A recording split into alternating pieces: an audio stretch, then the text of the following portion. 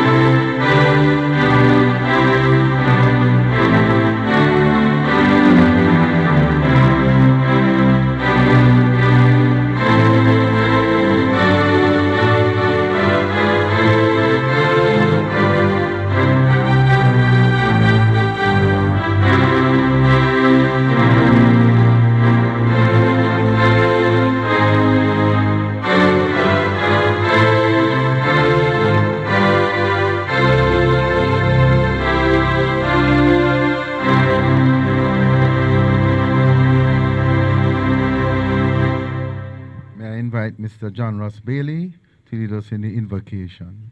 Mr. Bailey.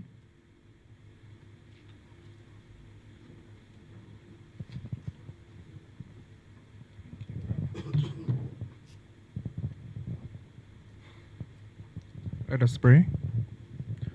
Father, as we gather here before you in our moments of celebration as graduates, we thank you for the journey that has brought us to this day. We are grateful for the strength, the guidance, and the wisdom you have provided, and for the support of our families, friends, teachers along the way. Lord, we ask for your continued blessing as we step into the next chapter of our lives. Grant us courage to face new challenges, wisdom to make the right decisions, and humility to remember the lessons that we have learned. May we use our talents and our knowledge to serve others, to walk in your purpose, and to bring light to the world around us. Be with us always, guiding our paths and keeping us grounded in your love. In Jesus' name we pray. Amen.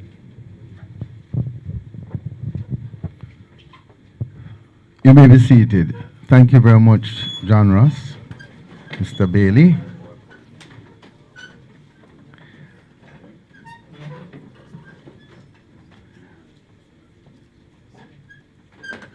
Good afternoon, all, and welcome to the 28th annual graduation of the Vector Technology Institute. We extend a warm welcome to everyone. Let me acknowledge the president of Vector Technology Institute and the members of the Board of Governors. Dr. Marr, welcome, sir. Other members of the Board of Governors, Mrs. Karen Marr Bruce, Ms. Natasha Sampson, Mr. Carl Scott, and I am Michael Giordini, your humble servant as Master of Ceremonies this afternoon into evening. Welcome to our special guest speaker, who will be mentioned and duly properly introduced a little later in the program.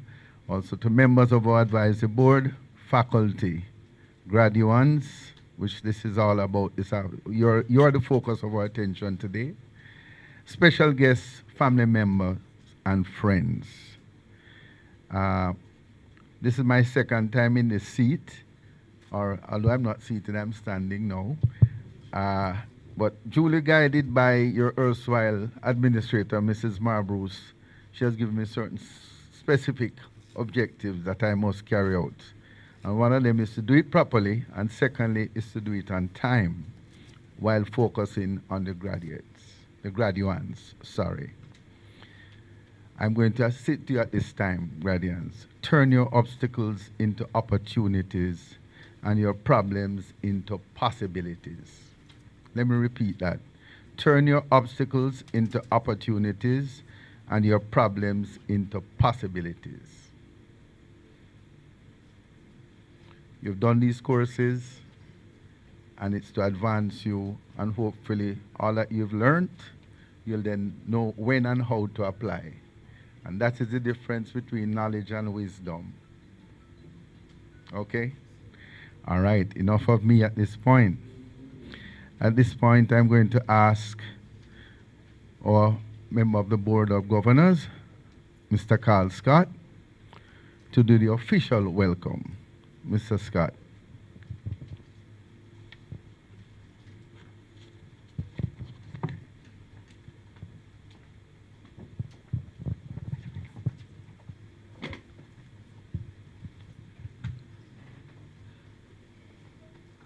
Thank you. Thank you, Mr. Master of Sermons.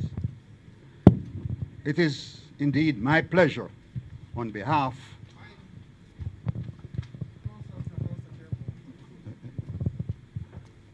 Yes. False start. It is indeed my pleasure on behalf of the chairman of the Board of Governors, who is unavoidably absent today. And the address which I'm about to give, in fact, it is essentially his address, and it resonates with all of us as members of the Board of Governors. So let me say, in welcoming our distinguished guest speaker, Chairman of the National Artificial Intelligence Task Force, Mr. Christopher Record. I'm also welcoming the faculty members of the advisory board, special graduates, family, and friends. Good evening to you all. This is the 27th annual graduation of the Vector Technology Institute. Am I correct in saying it is the 28th? We are moving from the 27th to the 28th. So here lies my confusion. So as we move into this 28th year as a registered tertiary institution, registered with the University Council of Jamaica, we shoulder the responsibility of maintaining the tenets as a mature degree granting institution within the higher education system in Jamaica. The world of work has undergone profound changes in recent years, influencing not just how we work, but also how we socialize, manage our personal affairs, and learn. Rapid technological integration and innovation has fundamentally reshaped our lives. Education and training are no exceptions to this transformative power of artificial intelligence. At Vector, we recognize and response cannot be, or response surely cannot be passive, inactive, or negative. Instead, we must embrace and foster new learning strategies and paradigms that revolutionize education in ways never before imagined. The period presents both significant challenge and unparalleled opportunity.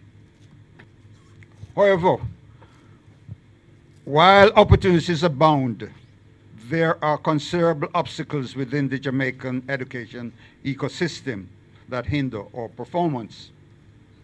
Recently, several public higher education institutions have reported challenges relating to resource constraints, inadequate government support, and declining enrollment. The situation is even more dire for private institutions. Minimal government support hinders our ability to expand and to improve. And like our public counterparts, we too face declining enrollment, impacting our financial stability. In light of these challenges, Vector is dedicated to establishing a career pathway tailored for qualified high school graduates aiming to strive in the ICT sector.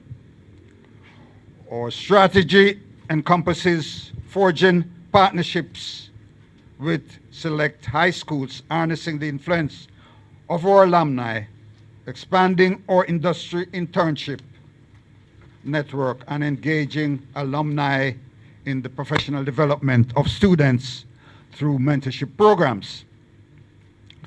This pathway will ensure early engagement with industry and professionals, equipping students with the necessary tools to be job ready from day one.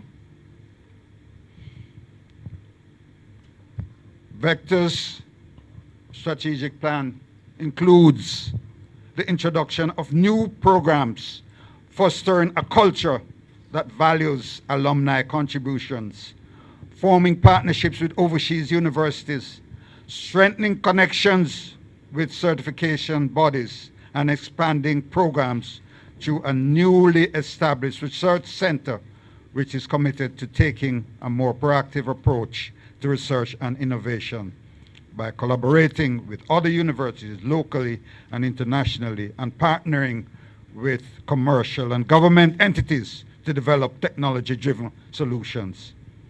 This research center is a breakthrough, and we really hope that it will provide the necessary tools and energy to move our industry forward and our institution.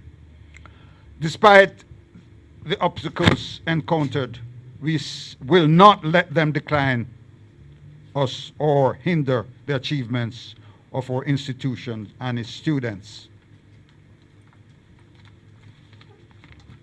I must say that prior to COVID, Vector had implemented an extensive technology deployment program,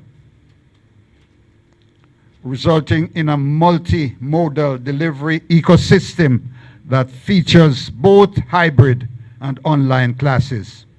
This system is supposed and supported by an open lab concept. This concept offers students greater control over balancing work and school conflicts, while also providing an alternative for those who lack access to appropriate technology or services at home. Our students have embraced this model and are resistant to even reverting to the previously full face-to-face format. This approach has also expanded our reach, as evidenced by the fact that several members of the graduating class reside and work overseas, primarily in the United States and Canada.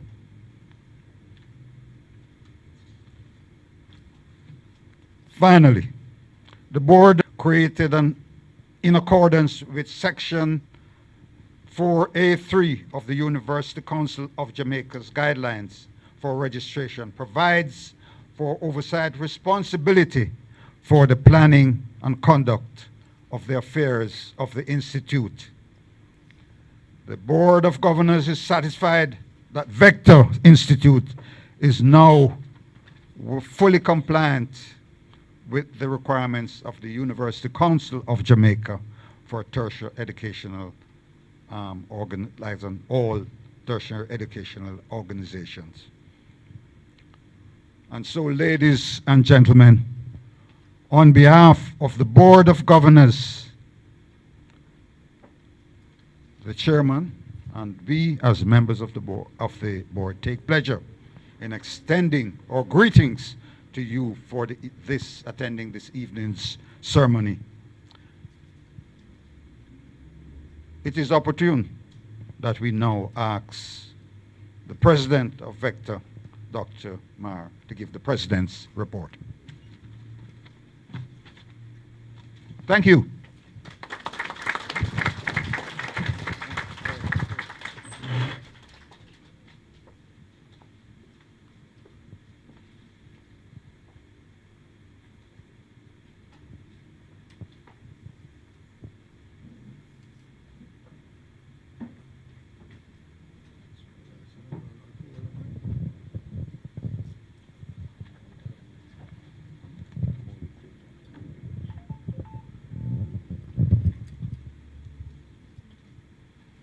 Mr. Master of Ceremony, members of the Board of Governors, our special commencement speaker, Mr. Christopher Record, members of the faculty,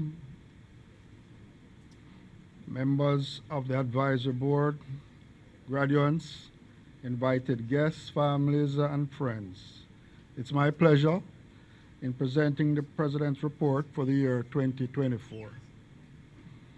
Our graduating class comprise 59 completers from programs inclusive of the Bachelor of Science in Information and Communication Technology, the Bachelor of Science in Technology Management, the Associate of Science in Computer Systems Technology, the Diploma in Computer Systems Technology, the Associate of Science degree in Software Engineering, the Diploma in Software Engineering, and certificates for Computer Services Technician, Computer Network Technicians, and Computer Network Security Technicians, and of course the Advanced Diploma for Cyber Security Analysts. Not presented here today, or not represented here today, are the 205 completers of our short programs, inclusive of the certificates in Cisco, CCNA, VMware, fiber optic technology, solar photovoltaic installation, computer graphics, website development, and mobile app development. The average monthly retention rate has been calculated at 89.4%, with a high of 92% in the months of March, November, and December, and a low of 85% in August. These are very strong numbers for any college or university, and it may be accounted for two reasons. First one, students taking a break or using the leave of absence facility as an option against dropping out. And the second reason may be linked to the fact that Vector students are near 100% employed. This, however, does not mean they are not facing financial challenges, which of course remains the main reason for the leave of absence. Last year, we announced our intention to partner with the Ministry of Education in its sixth form pathway program. However, after careful consideration, we found that the funding levels provided by the ministry would not ensure a quality program. As a result, we developed a more viable alternative of our own. The Vector IT pathway is a direct path to students' career goals, and it offers a clear route for students to secure entry-level positions in the information technology field within 6 months. Students will gain industry certifications, participate in highly relevant internship activities, build networks with IT professionals, and experience environments designed around industry onboarding practices. By the end of this 6-month period, students will begin the earning while learning phase.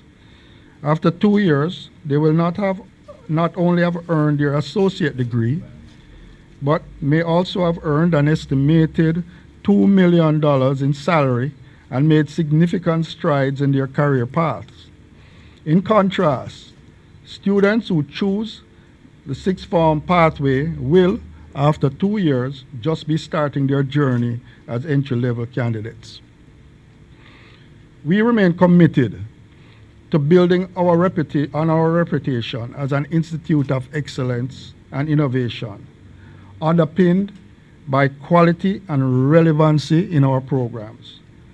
For 2025, we intend to accelerate the work to empower and leverage alumni network in fostering a culture of inclusion within the Institute, encourage new ideas, and assist in preparing our students for industry, more effective ways to impart knowledge. On the administrative front, we'll be aligning learning objectives with our assessment models to ensure accurate progress tracking and so on. It's not just about incorporating AI, but about understanding what you have learned and how well you have assimilated it. This shift in approach will be at the core of our new AI-driven learning models, making our curriculum more adaptive, personalized, and ultimately creating a more effective learning environment for students. The extensive access to information that AI offers is transformative. Mark my words, there is no other way. We will be forced to question all our traditional norms. Our 2025 strategic plan features 12 distinct domains, including academic excellence, student success and support, research innovation and scholarship, community engagement and impact, infrastructure and resources, financial sustainability, governance and leadership, global engagement and partnerships, marketing and branding, recruitment strategies, assessment and continuous improvement, and the alumni network, which we expect to support a culture of inclusivity, we're tongue-tied, and immersion. These domains suggest an organization that is highly confident in its abilities, an organization with a track record of performance, an organization of talented and dedicated people, an organization with a vision, and one that is preparing itself for growth. Aside and beyond Vector's own desire for growth, we recognize the need for research and innovation in harnessing the nation's immense potential to drive technological advancements and address local and global challenges. To this end, a decision has been taken to establish the Vector Institute of Research and Innovation, VIRI, V-I-R-I, aimed at empowering the brightest minds in Jamaica and the Caribbean region and providing them with the resources and support needed to innovate and create practical solutions. This center will not only foster a culture of innovation and continuous learning, but also position Jamaica as a leader in technology and research. It will serve as a beacon of hope and progress, attracting talent, investments, and partnerships that will drive economic growth and social development.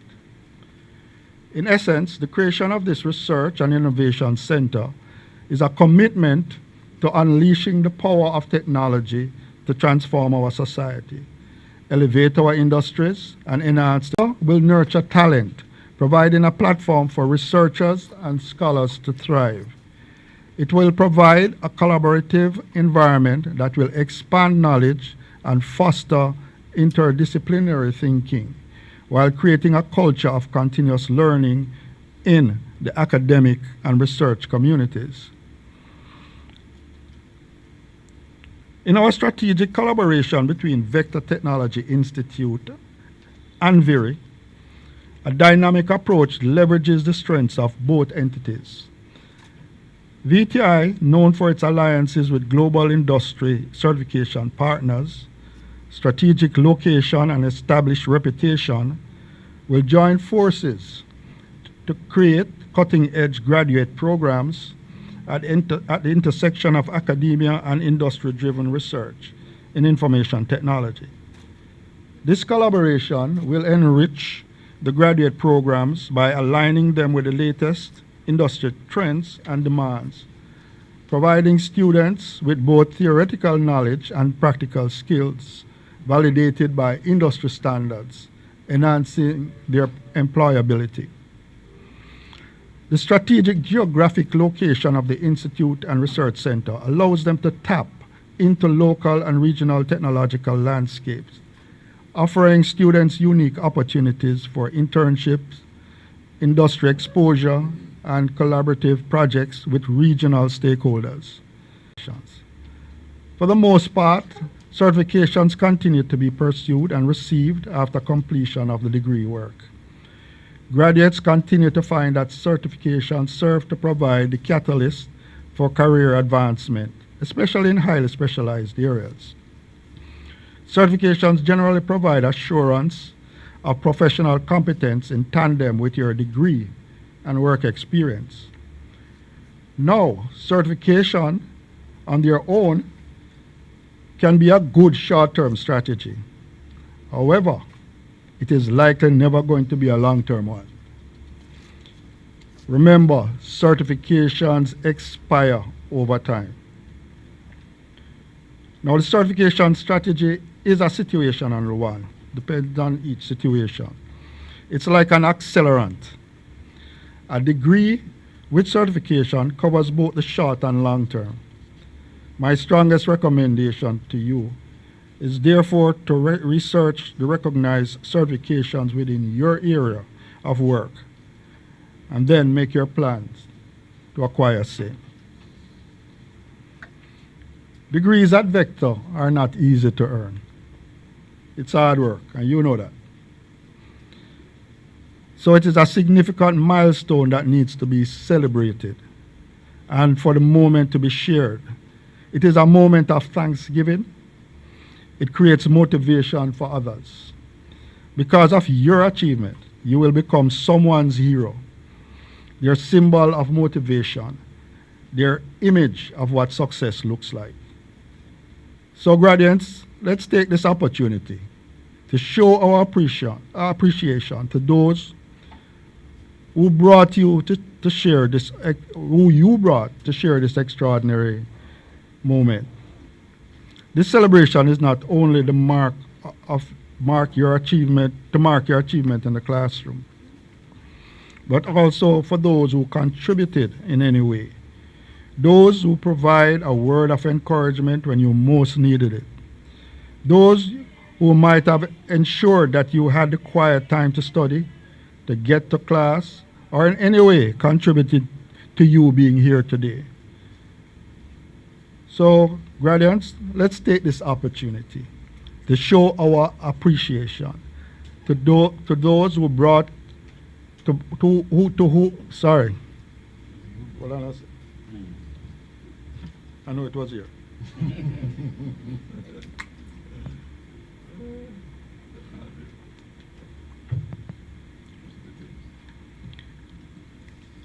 So, to show your appreciation to those who you brought to share this extraordinary moment.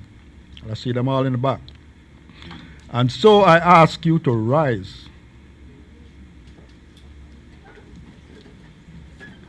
And please turn to those who you brought.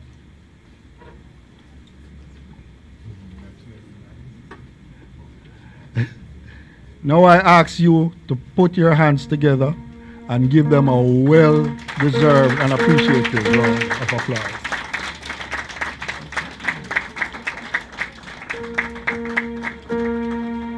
right, thank you very much. On a personal note, I would like to recognize and especially congratulate Mr. Christopher Thomas for achieving a cumulative grade point average of 3.93 in his program, the Diploma for Computer Systems Technology. Christopher, we know that this is not the end of the journey, but it is an excellent start. Keep it up. Graduates, this is your time to shine. You have worked hard, and for what you have earned,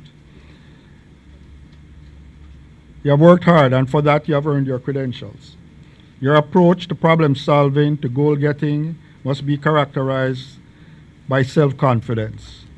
With every goal that you set, make it your reality. There is nothing you cannot achieve if you put your mind to it. You already have proved it by being here. As you graduate, and I'm serious about this part here now, please do not forget your alma mater. I make this appeal every year, and with every passing year, I get more serious. Vector is at a point of development where we need a significant amount of assistance from our alumni. We in administration and the faculty will continue to play our part, but only with the help of the alumni can we achieve the greatness that lies in our future and our horizon. This is the year of advocacy. Each of you has a contribution and we need your involvement. You can participate in technology talks, career advice, mentorship, and so on. Vector has embarked on a project of creating and managing a communication channel to allow graduates to share their experience and knowledge on topics of national importance. They can advocate solutions in relation to technology applications, workforce development, lifestyle changes, etc. Most importantly, the channel will facilitate networking opportunities among graduates. The bottom line, however, is that we need your help. So please let me know if you are interested in being part of the team. I will take names. For those watching online, my email address is wmar@adm.vti.edu.jm. I'm expecting to hear from you. Graduates, we acknowledge that you have now acquired skills that increase your potential value to society. The status and the associated responsibility of your newly acquired credentials should not be regarded lightly, as you now join an elite band of professionals who have gone ahead of you and have made and are continuing to make benchmark type contributions to their organizations and to the society as a whole. Vector grads can be found in all areas of society, in all areas of industry, influencing nationality, influencing vision and direction of businesses, creating policies, practices, etc. I have met graduates in positions of CEO, CIO, vice president, and directors for IT managers, etc. You are therefore expected to not only to live up to these high ideals, but to be prepared to use your knowledge to benefit not only yourselves, but also in service to your country. This is by no means the end of the road. You still have many challenges that lie ahead. Remember, as an IT professional, the learning and the work never ends. However, you have already demonstrated your ability to learn. You have demonstrated your perseverance to overcome challenges, and you have demonstrated the ability to succeed. So finally, it is only fitting for me to thank the members of the Board of Governors in their continuing guidance and support of the institution, the Advisory Board, our lifeline to industry, in the guidance of our programs, the hard-working faculty, and administrative staff for their untiring work in preparing you, our students. So ladies and gentlemen, our best years are ahead of us. We thank you. Thank you very much.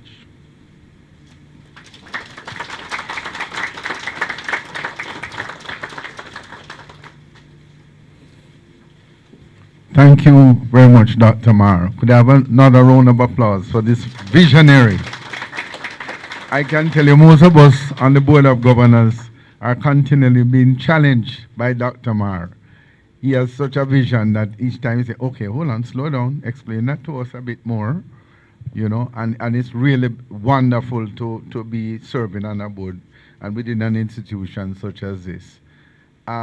Even the very program that Dr. Mar just mentioned, I can just foresee an excitement among the faculty because, hey, you guys are challenges to teach, but I'm sure they have other challenges that, you know, in IT over the years, they say, but, you know, hey, if I had some help or some support, we could work. So there are chances now for the faculty and you, well, when you become graduates, you graduates, to work together in teams to solve problems, everyday problems, and that's what Vector is about. But I'm going to just implore you all for one thing. When somebody hears Vector, they hear professionalism and with integrity. Please, you know, in all the other professions, and I guess we're all humans, right? We don't forget that. But it means nothing if you're just collecting money, doing a job. That doesn't make you a professional, believe me. That's work, right?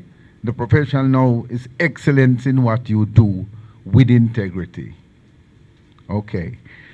I think Dr. Ma moved my program with my notes with his program. At this time, we're going to have Fitzroy Brown to give the charge to the graduates. Fitzroy, could you please? Thank you.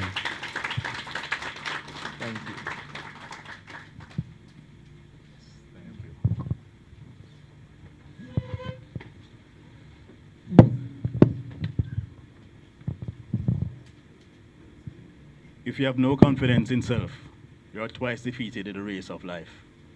With confidence, you have won even before you have started. Marcus Garvey. Education is the most powerful weapon which you can use to change the world. Nelson Mandela. Mr. Master of Ceremonies, members of the Board of Governors, distinguished guests, esteemed faculty, family, friends, and my fellow graduates, good evening. It is with immense honor and deep gratitude that I stand before you today as a representative of the graduating class of the Bachelor of Science in Information and Communication Technology, BSICT, and on behalf of the graduating class of 2024. Today marks not just the culmination of our academic achievement, but the beginning of a new chapter in our lives. As we celebrate this momentous occasion, I am reminded of the wisdom of Marcus Garvey and Nelson Mandela, two great leaders who understood the transformative power of education and the importance of resilience in the face of adversity. Garvey, with his commitment to the empowerment of the African diaspora, and Mandela, who became the embodiment of justice and reconciliation, showed us that knowledge is not just a tool for personal advancement, but a catalyst for societal change. Their words are particularly relevant as we were about to graduate from our respective programs, stand on the threshold of a world that is increasingly changed by technology. In a time when innovation is the driving force of global change, we are tasked with using the knowledge we have gained to not only advance our careers, but also to improve the world around us. This moment is not just a testament of our academic achievements, but also a demonstration of our resilience and adaptability, enveloped in a shared experience. We began this journey. We were full of excitement and curiosity, ready to tackle the challenges of programming, networking, and system development. Our classrooms, computer labs, and campus spaces became hubs of learning, collaboration, and let's admit, a few moments of frustration when a project didn't go as planned. These were the places where we built friendships, developed innovative ideas, and learned the true value of teamwork. Then came COVID-19 in 2020. The world changed almost overnight, and with it, so did our academic experience. The pandemic forced us to transition from face-to-face classes to online learning, a shift that tested not only our technical skills, but our emotional strength and tenacity. Suddenly, the familiar hum of campus life was replaced with virtual classrooms and video calls. Our homes became lecture halls, and our screens became windows of our education. There were moments of struggle, poor internet connections, the difficulty of balancing studies with work, home life, and the isolation of remote learning. Yet, in true IT spirit, we adapted. We applied the very principles we're learning to navigate this new reality. 1, problem solving, which taught us to approach every obstacle, whether technical or personal, with a structured and solution-oriented mindset. 2, innovation, which inspired us to think beyond conventional methods, constantly pushing boundaries to find creative and impactful solutions. And 3, resilience, which empowered us to persevere even when the odds felt stacked against us. Despite the challenges, these experiences taught us invaluable lessons. We learned the importance of self-discipline, time management, and collaboration, even though we were connected virtually. We discovered that our sense of community extended beyond the physical boundaries of campus, whether it was supporting each other in group chats, sharing resources, or simply checking in on a friend. We found a way to stay connected and thrive. These moments remind us that our success was not just individual, but collective. Through it all, our institution remains a source of our strength, and our lecturers went above and beyond, guiding us through uncharted territory with patience and dedication. They became not just our educators, but also our motivators, ensuring that the quality of our learning remained uncompromised. To them, we owe our deepest gratitude. While our journey as students was shaped by our own efforts, it would be incomplete without recognizing the role of the administrators who provided the backbone of support throughout our time here. To the administrators, your leadership and commitment ensured that the institution continued to thrive even amidst the most challenging times. You worked tirelessly behind the scenes to ensure that we had access to resources, platforms, and tools needed to succeed, especially during the transition to online learning. On behalf of the graduating class, we express our heartfelt gratitude for your unwavering commitment to our success, for fostering an environment where we could grow, learn, and develop. To my fellow graduates, this moment is a testament of who we are, not just IT professionals, but individuals who have faced adversity and emerged stronger. Our time at this institution has prepared us for the ever-changing IT landscape, equipping us not just with technical knowledge, but with the adaptability and perseverance to succeed in an ever-evolving world. The world needs innovators, problem solvers, and dreamers. People who are not afraid to ask what's next and be bold enough to pursue the answers. That's us. We are stepping into an industry where our ideas can shape the future, where our skills can bridge gaps, and where our passion can drive meaningful change. Now, this is my charge, fellow graduates. Not excluding myself, of course. I ask you to look ahead with courage and determination. The future is full of unknowns, but is also full of possibilities. We are equipped not only with the knowledge of technology, but with the values of problem solving, innovation, and resilience. It is our responsibility to apply these gifts to make a meaningful impact wherever and whenever the opportunity presents itself. Take pride in the work you have accomplished, but never stop seeking to learn more. The world does not stand still, and neither should you. Remain curious and continue to innovate.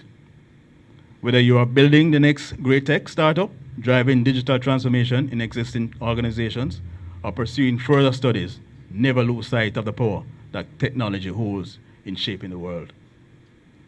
Beyond the tech and the tools, also remember the people.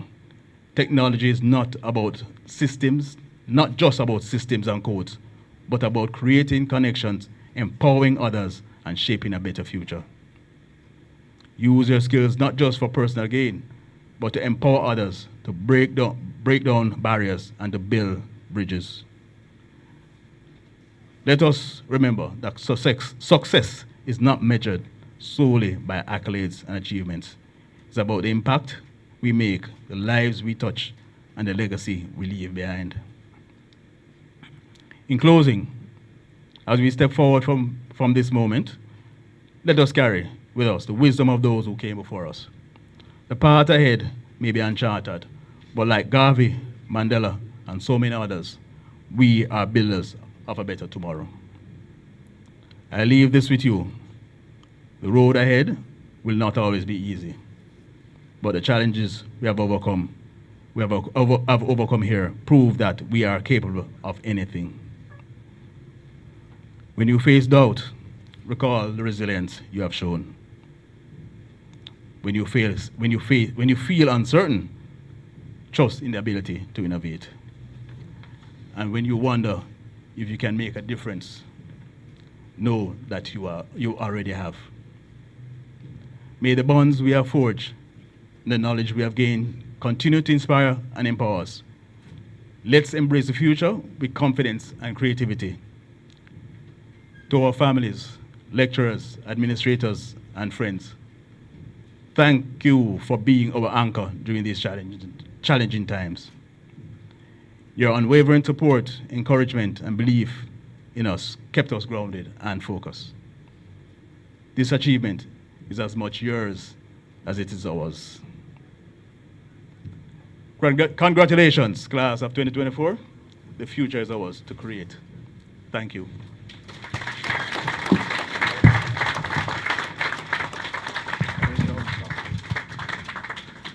What a charge. What a charge, Mr. Fitzroy Brown. Powerful. And I think the Guardians are now fully charged. Photo, solar, everywhere. Even nuclear, although we're not using much of that here, but you're fully charged. I mean, a charge like that, you should be ready to really just take off into space. And I mean, if I might just for a few moments before we have the next section in our program, of course, us here, most of us here have a different vintage. And as I talk about being fully charged and rockets, we were youngsters, much younger than you are now, when they were sending a man to the moon in the 60s. And most of us, well, a lot of us said science fiction, not no go so. Rocket never take, we're watching it on TV, you know. And then we had a little comic strip named Dick Tracy, where this man had a wristwatch where it was what we do now with telephones and all of that. And for the older ones, a little younger than me still, but some of your parents and your supporters, they'll tell you about something called a telex machine. You guys don't even know what that is, right? And then fax machine, you see that's understand. So what the hell is a fax? But the transformation has been so rapid. I would even say in the last 50 years, it's like, I mean, I remember going to Mona in 1972, and a building as big as almost this hotel was a computer, one computer in there, and everybody had a stack of cards. I mean, it was ridiculous. A thing called Fortran 4 way, that's the right thing. It sounds like Fortran 4. Look at him, everybody laughing. That's a joke. You never even know what that is. And now, the cell phone each of us carry, somebody who's in the technology, I'm sure Mr. Record or Dr. Mark can tell you, What our cell phones can do are, it's a joke. It really is. So the world is your oyster, gentlemen and ladies and gentlemen. And I said it last year, I'll keep saying it every year. Remember, you are not competing against each other. You're not competing against Jamaica. You're not competing against the Caribbean. You are competing against the world. So let's not settle for the mediocre. You can sit right where you are and just do so much. But enough of me. It's about you. At this time, I'm going to invite Mr. Roy Dunbar and our esteemed administrator and board of governors. She's everything, Mrs. Karen Marbruce, to entertain us in song. Thank you. Now, another year, another graduation. Many of you thought you would never make it. I look at some of the faces here in front and remember when they were just leaving school and came to Vector in the day class.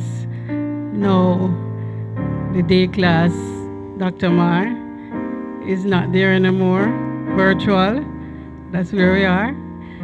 And just looking at them, Roger, Oscar, Giovanni, just leaving school, giving problems. Sometimes mommy have to come, and to see them now stay in the course through difficult times, through COVID. You will now be having to tell your kids that you went to school during COVID times and how difficult it was.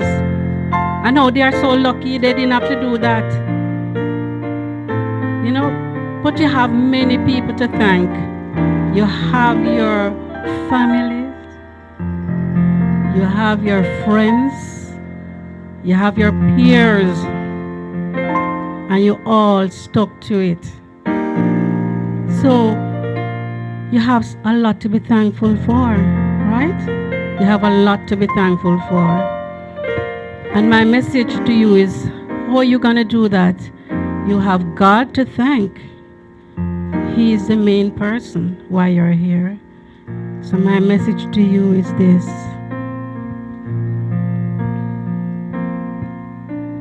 How can I say thanks for all the things you have done for me? Things so undeserved, yet you gave to prove your love for me. The voices of a million angels could not express my gratitude. All that I am and ever hope to be, I owe it all to thee. To God be the glory. To God be the glory. To God be the glory for the things He has done. With His blood He has saved me. With His power He has raised me. To God be the glory for the things He has done. Just let me live my life and let it be pleasing, Lord, to Thee. And should I gain any praise, let it go to Calvary. With his blood, he has saved me. With his power, he has raised me. To God be the glory for the things he has done, for the things he has done.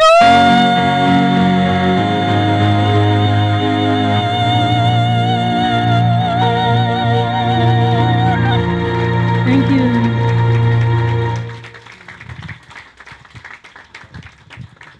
Thank you very much, Mrs. Bruce.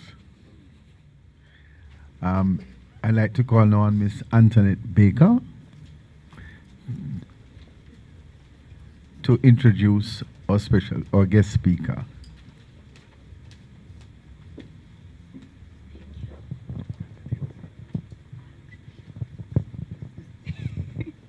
Antoinette Baxter, forgive me. Good evening, everyone. Our guest speaker, Mr. Christopher Rickard, is a seasoned tech entrepreneur with a rich history spanning nearly 4 decades in IT, cybersecurity, and digital transformation. As a former CEO of T-Tech Limited and co-founder of Innovative Corporative Solutions, his leadership has been pivotal in shaping the tech landscape in Jamaica. With a foundation in industrial education and an MBA from Barry University, his expertise is complemented by executive education in high-impact leadership from Columbia Business School. His business acumen is matched by his passion for wine, being Jamaica's preeminent wine expert and a prolific writer in over 500 articles for the Jamaica Observer. He is a member of the Private Sector Organization of Jamaica and currently serves as chairman for their Innovation and Digital Transformation Committee. He is a former executive of the Jamaica Technology and Digital Alliance, a merger of the Jamaica Computer Society and the Jamaica Information Technology and Services Alliance, GISTA.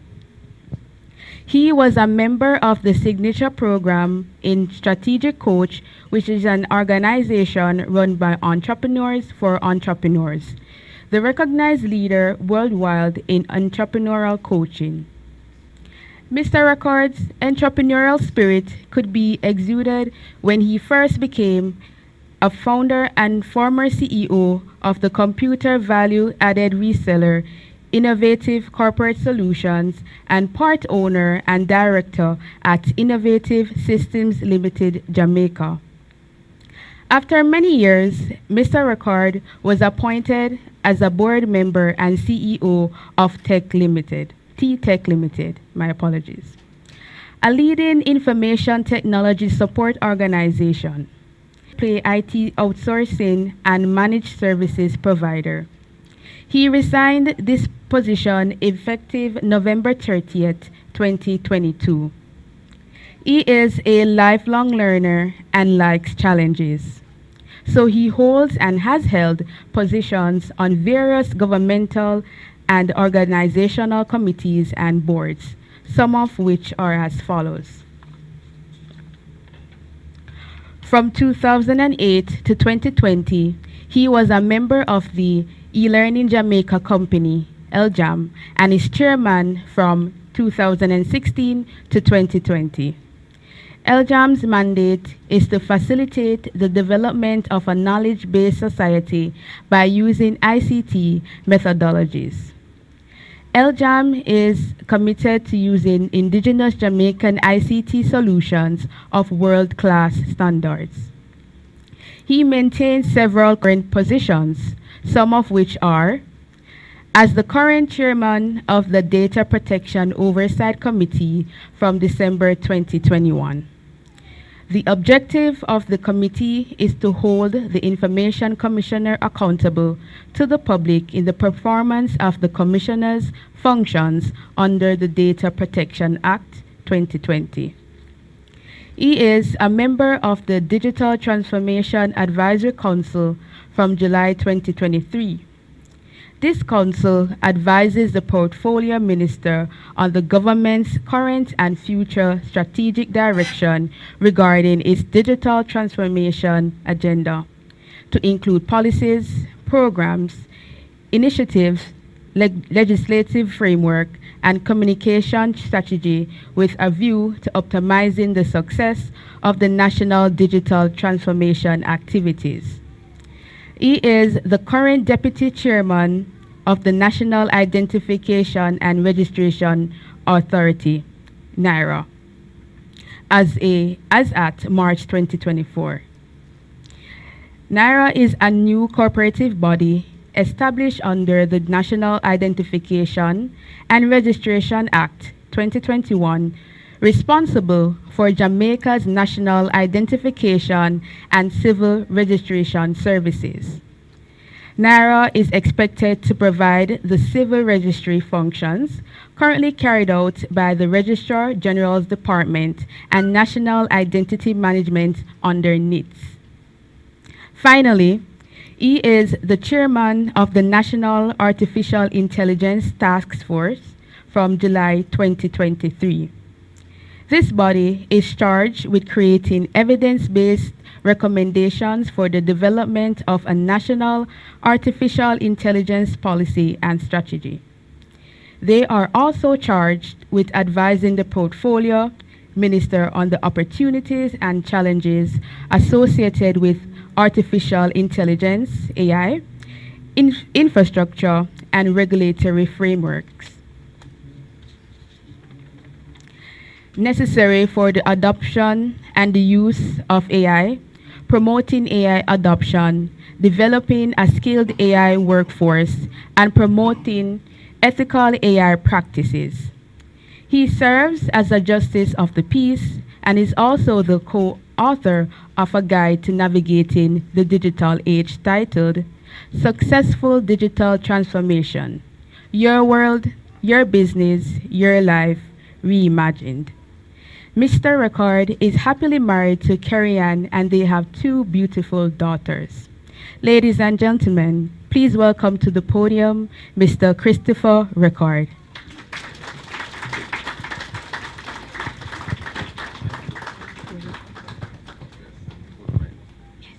Thank you very, very, very much. I gave them, no, I'm good. I gave them a very short introduction. Where did they find all of that from? I have no idea. I said, do not read the CV, please. Good evening, good evening, good evening, graduates, faculty, and families and friends that are here. It's an honor to stand before you at this milestone event. Of course, I'm trying to figure out whether it's the 27th or the 28th, because the invitation letter that I got says the 27th. But I heard a little back and forth a while ago talk about the 28th. So wait, which one is it? 27th, the graduation class. Okay, all right, so I need to cross out what I did cross out then, because I said this milestone event, the 27th graduation ceremony of the Vector Institute, Vector Technology Institute. So ladies and gentlemen, this has been an honor to be invited here. Thank you very much. So let me start with a question. Why do so many people think that great success is difficult? In our field of technology, where every new gadget or trend is hailed as revolutionary, we often overlook the simple fundamentals that drive true success. The irony is this: success is not complex, it's simple. And that's exactly what I want to share with you today, a simple framework to empower your journey as to the next wave of digital innovations.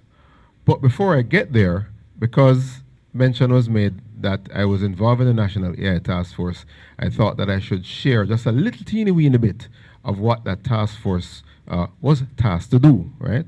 So I grabbed my tablet and I brought up the National AI Task Force Policy Recommendations document that I'll just share one little section out of it which speaks to education and skills development, right? This task force was appointed by the then minister with responsibility for digital transformation and skills, which is Minister Dana Morris-Dixon, and we were given a one-year task to come up with recommendations. So I'll just read the introduction of our report that we handed to her just 2 months ago or a month and a half ago. In alignment with Jamaica's Vision 2030 and the transformative agenda set forth by the government of Jamaica, the National AI Task Force has embarked on a critical mission to make recommendations for Jamaica to harness the potential of artificial intelligence as a catalyst for innovation, economic growth, and enhanced societal well-being. The task force was established by establishing the evidence-based foundation for the comprehensive national AI policy, reflecting on Jamaica's commitment to position itself at the forefront of global digital transformation while responsibly managing the risks associated with AI. So that was the overall mission. That was what we were asked to do. So what we did is consulted with our team, with 17 members of the task force, members from academia, members from government, and members from private sector.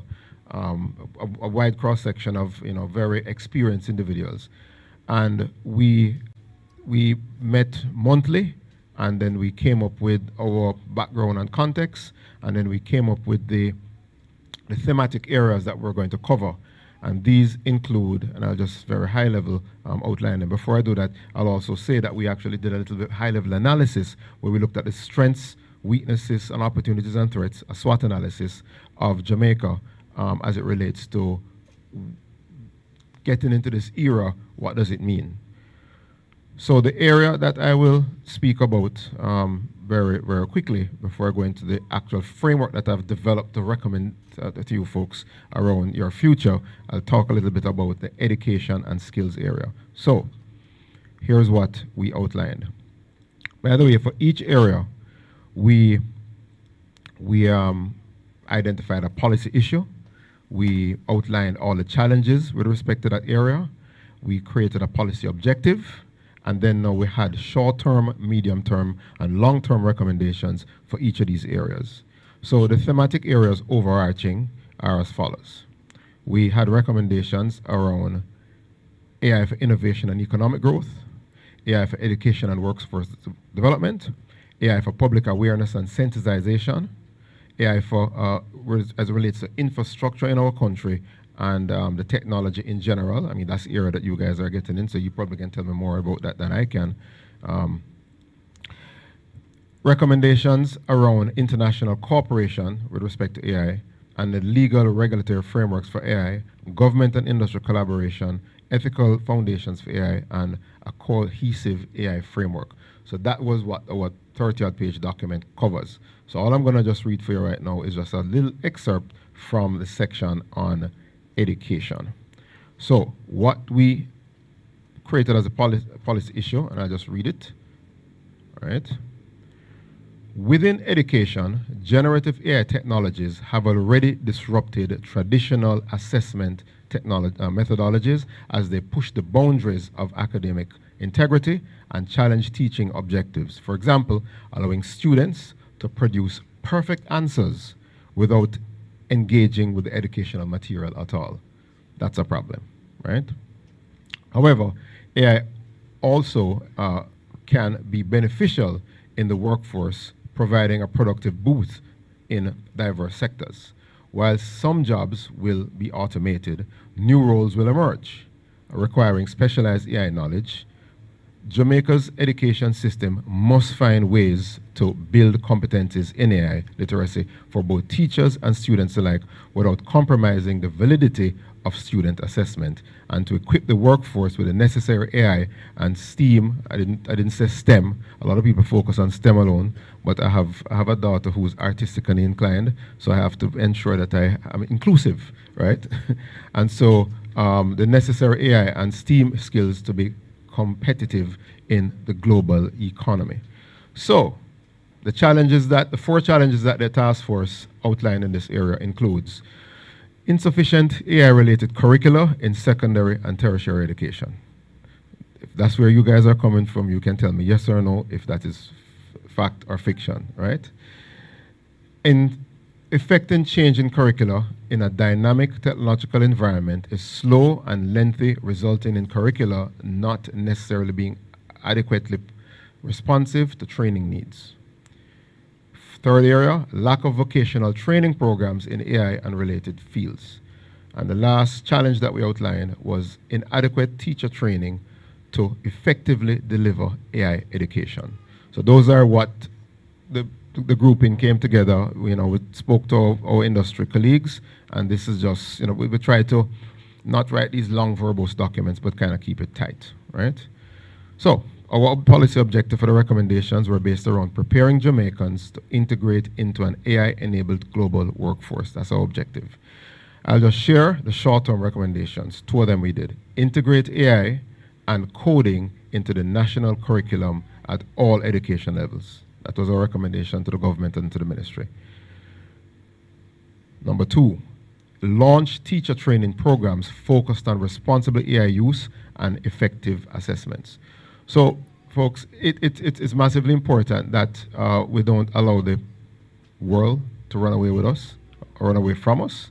We have to be there with it. And from what I'm hearing from Dr. Marr, he has some programs here that will also allow some of this that we are talking about to happen. This document will become public, I am praying, hoping this week, because we will hand it over to the Office of the Prime Minister. My intention is to do that tomorrow, because last week we actually finished the final. So we gave it to the minister before. It was actually handed to cabinet officially, but we didn't finish up our little dotting of I's and crossing of T's. We did that last week, and we're now going to officially hand over and say, please make it public. So I decided, based upon the thematic things I heard here, to share that with you. I'll now go through my little 15 minutes of what I came here to talk about, right? I'm going to keep it as tight as I can. So I kind of came up with this framework that I developed, and I need to keep working at it, because I only developed it over the last week and a half, having received the invitation, or maybe about, 2 months ago it invited me. I've been in the IT space for a little while. Some, heard, 4 decades, yes. I started life exactly here. I went to CAS, right? And I did my teacher training there, and then I came out and I was a hands-on learner. So I learned majority of my IT, my network, security, everything on the ground, and of course with a lot of the vendors. Okay. We're having a little problem in the back there. All right, we're gonna focus, right? We're gonna focus right here. So, in life, especially in ICT, there's a strong temptation to chase what's new and shiny. Complex solutions often seem more appealing and more exciting. Anybody have any idea why? Our brains are wired for novelty, right? Our brains are wired for something new, right? It lights up like fireworks displays and release dopamine, which is the reason why we stay like this and scroll and scroll and scroll and scroll all day long, because of a chemical that is being released, which is why I have deleted half of the applications that other people like, right, off of my device. Because once it's on device, I'm going to scroll and scroll and scroll. Because trust me, these app developers have figured out all of the methods to keep your attention. And sadly, majority of the world uses this amazing, what we're talking about, the technology, for entertainment instead of using it for education, right? I have switched mine into an education machine. I personally try to read 1 book per week. I've been doing that for the last, maybe 10, 15 years, right? So I have pulled information from a lot of these various books, and I have created a high-level framework, what I call it, my Keep It Simple. So I'm going to make 12 recommendations with a KEEPIT simple. I've come up with all of that last week. Right? Did I use AI to help me? Of course, right? But I came up with it, and then what I did is I out of all the books that I've read over the past, I chose about 4 or 5 books. I put my book summaries in there, and then I said, I highlighted all areas, and I said, okay, help me create an acronym that will lead my ideas and thoughts based upon what I have actually put it. So I have gave it all the content, and all I'm asking it to is give me 4 or 5 examples of keep it simple. So I'm gonna read the ones that I chose, that I led it and I edited and changed. So I've been invited to many, many presentations around entrepreneurship, and the #1 recommendation that I make all the time is know thyself. So that's the first K. And what I mean by know thyself? Has anybody here, hands up, have anybody here done any sort of psychometric assessment, like a Myers-Briggs or what else about there? Colby, you probably never heard of Colby. Which one? MBTI, DISC assessment, getting a feel as to who you are, you know, introvert, extrovert, and getting an understanding of all of that is very, very, very, very, very important. Why? Because knowing yourself sets you up for massive success so that you can line up and choose certain types of jobs or not. Say yes to certain things or not. Because certain types of jobs requires extroverts. You have to be out there. You know, you don't want to be a salesperson. No. Can you change your personality? Can you change certain things? Yes, you can. I used to be shy. I used to hitch up behind my father, walk up and down with my book. I was a reader from then. Who read Hardy Boys? Anybody know that, my book, Hardy Boys? Our age, that, right? Bob's the Twins, Hardy Boys. I used to read every single solitary one of them. There were 24 of them initially. I read every one of them. But when I got into the world of work and I realized that I need to figure out how to talk to people, I had to train myself. I had to learn how to learn, right? So, know thyself and thy mission. What problems am I passionate about? What kind of legacy do I want to leave behind? So those are things I thought. I went to Wilma's. Anybody, any Agi Kwadagis in the house? Nobody? No Wilmerians? No Wilmerians in the house? One of the support people, Agi Kwadagis to the world. When I was in 5th form and realizing that I now need to figure out what I'm going to do for the rest of my education, college and all of that, I went up to CAST at the time. It's now called UTEC. I went up to CAST. Vector wasn't around them time then. Vector just started, right? And I went up to CAST and I figured out, I said, well, okay, what do I love to do? What subjects am I currently doing? And then what things do CAST offer that I can then line up and then apply for? So I did that. I don't know where I got it from. I don't know if it's a guidance counselor meeting I was in or something that made me want to figure out to align my passion and align. So I did that very, very early. One challenge. One of the things that I love to do, so you're holding the mic properly, I was a sound system DJ, right? So I love to play music at nighttime. So what happened is that I never passed all the subjects in the first year, right? So I had to repeat 5th form because I'm supposed to be studying, but I won't bother get into the details, right? Because I don't know if this is going to record it and my daughter, I'm going to see it and I'm going to set a good example and all these things, right?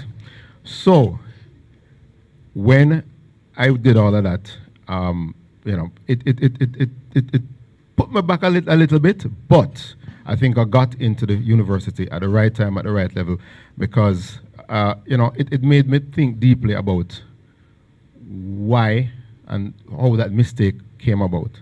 Because that was a challenge. So the second letter, the first one is K, the next one is E, embrace challenges as growth opportunities.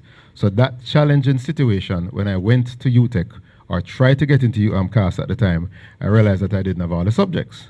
But I was now out of high school because I repeat the 5th form. I still didn't pass one of the subjects because I was still playing the music, right? So I went up and I had, Jamaica is link up thing where you know somebody and your uncle knows somebody and your auntie knows somebody. And I say, how can I get in? Please, I want to get into engineering, right? And they say, sorry, you don't have the subjects to get into engineering. But there's a section over there called Tech Ed, Technical Education, which is the teacher training section. We can put you in there for 1 year. You go back and get this subject. And if you get that subject, we'll put you in there at the end. So I said, I'm in, right? So I got into CAST. So that's a challenge that I turned into an opportunity. After the first year, I realized that, you know what? I actually like this teaching thing. I was like, teacher? I'm not no teacher. But after a year, and so I got the subject. I went to extra lessons every evening.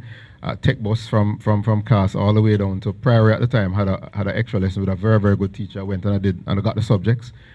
And then at the end of the year, they said, okay, Chris, you have all the subjects now. Let's go. You want to switch over? And I say, you know what? I'm discovering a new passion that I have. And I end up staying, and I became a teacher, right?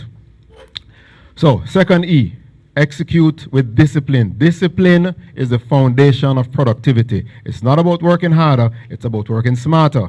Focus on what truly matters and block out the distractions. Now, I wish somebody would tell me all of this from before, because I did have a lot of distractions. Now, what I just discovered recently, I have two daughters.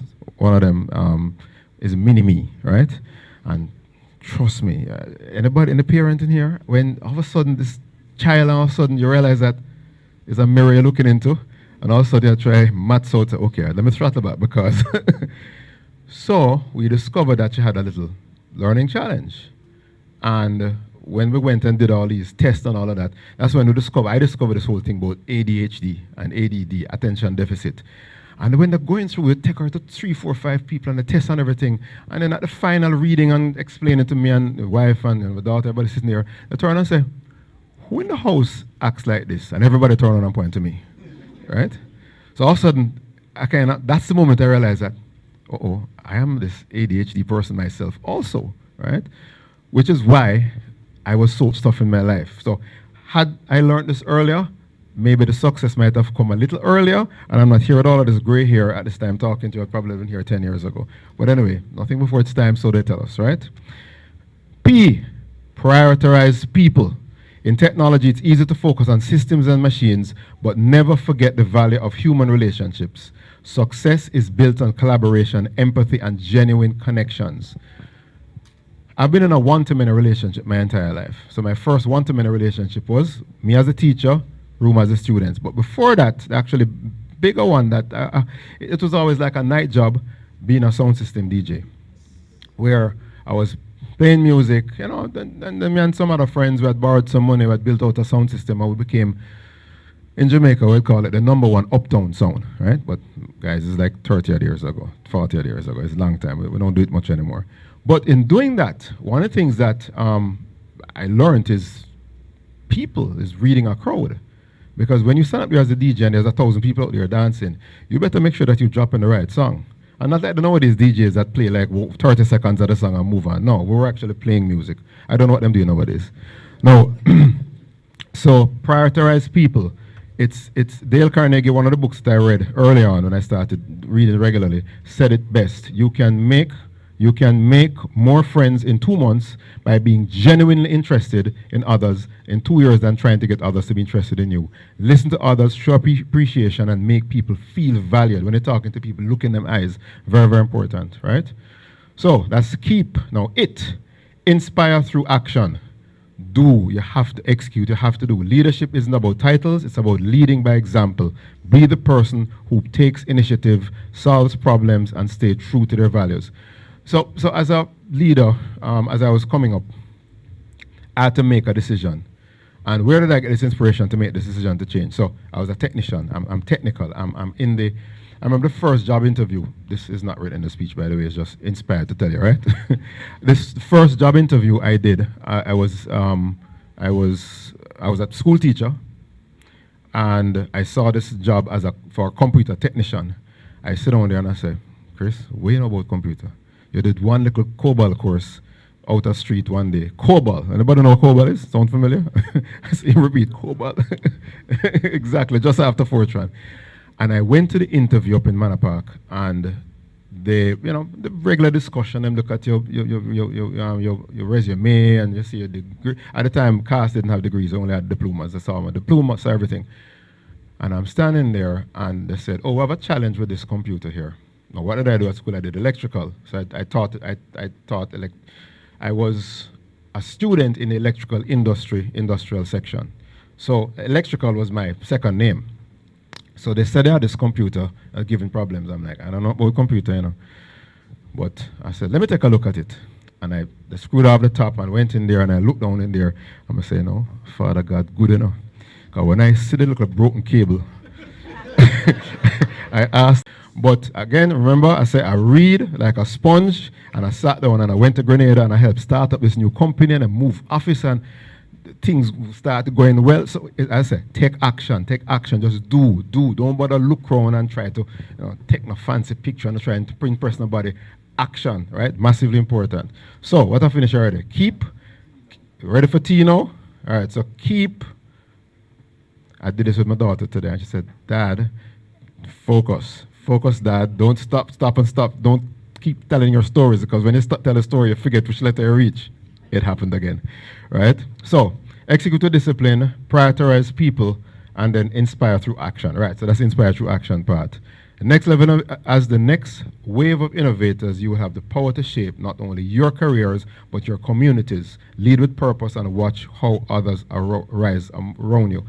When you start to do what you're doing, you have some people around you, them will either take with themselves because you and them not on the same wavelength, right? They're either probably, that's why I got distracted. I got distracted by some people out there, playing around and them out of the street on the corner sitting down, and I decided I want to go hang out to them. That's why I end up repeating for form. But you have to be the one to opposite to that, not to that. So T, trust the basics. I mentioned I was a shy guy. Temptation to change complexity is strong, especially in technology, but true success comes from mastering the basics, executing them with excellence. Simplicity is not a principle, it's a superpower. Very important. There's a book that I read that turned my life around called How to Win Friends and Influence People by Dale Carnegie. If you can find it, read it. It was written in the 1930s, right? Powerful, powerful book. They rewrote it the other day, talk about same name, How to Win Friends, Influence People in a Digital Age. So I'm just around the digital part. But it's the same foundations that were written in the 1930s that turned me from a shy, stand up behind my father person to start to really go out and say, okay, I need to start to watch people, listen to what they're talking about, look in their eyes, call their names, right? And listen to the questions that they're asking and try to genuinely help with the answers. So, next thing now, simple. Start with the fundamentals. The first step in mastering the basics. As IT professionals, you have learned about computer systems, networking, software programming, and more. These are your tools. But the true foundation to these skills is critical thinking, communication, and adaptability. And I highlighted communication in my notes, right?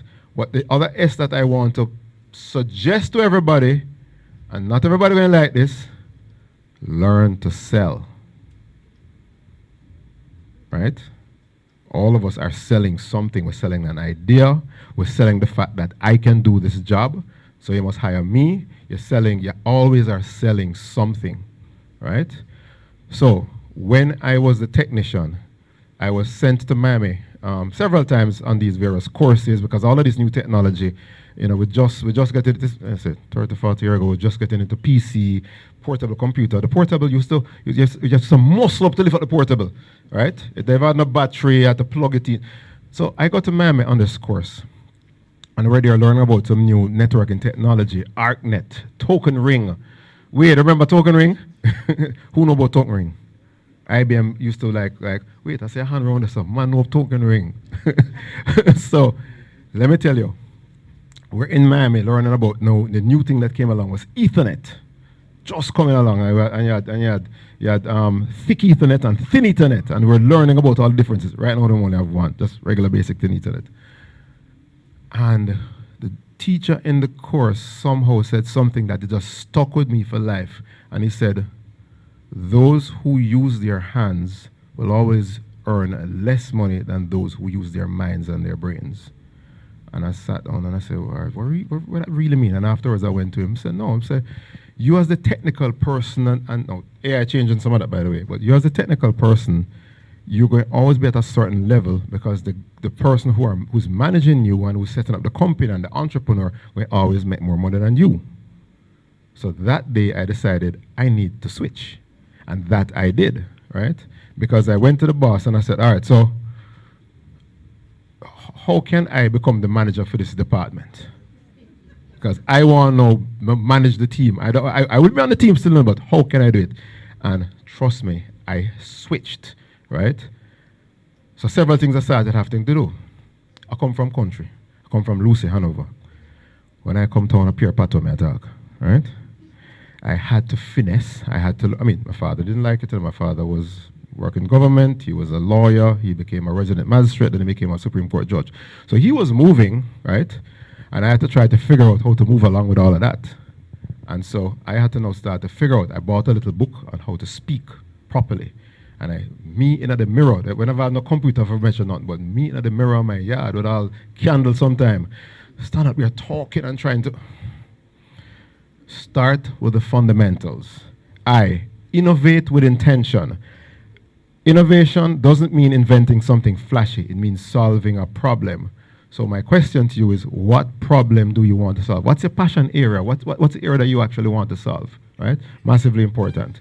Master consistency. Success is not built overnight. It's a result of doing the small things, effective actions consistently. Remember this. What is simple to do is also simple not to do. So I used to be a night person. Why? I was a sound system DJ. Opportunity presented itself, migrated to the US.